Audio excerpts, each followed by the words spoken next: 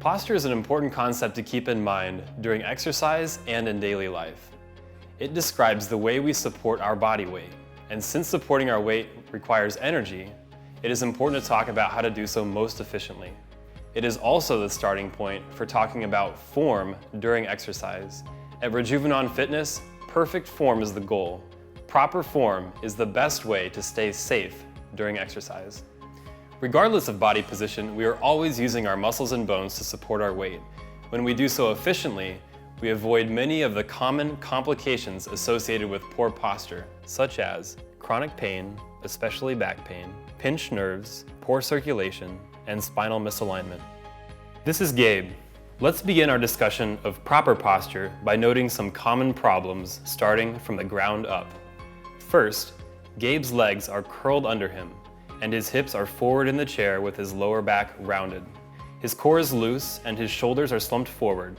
His neck is hyperextended and his head is jutting out in front of him. To correct his posture, Gabe would shift his hips back in the chair, place his feet flat on the ground in front of him, with his knees at approximately 90 degrees. This allows for proper circulation to the legs. Then he would tighten his core by drawing his navel in towards his spine. Next, Gabe lifts his chest up while pulling his shoulders back and down. An easy way for Gabe to do this is by folding his hands across his chest and pinching his elbows together behind him.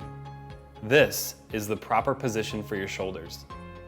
Finally, Gabe relieves pressure on his neck by lifting the top of his head to the ceiling while maintaining a slight tuck in his chin. In this way, he gains proper spinal alignment all the way from his sacrum through the lumbar, thoracic, and cervical portions of his spine. Remember, long spine, long life. Now, let's see how Gabe's poor sitting posture leads to weaknesses in his standing posture.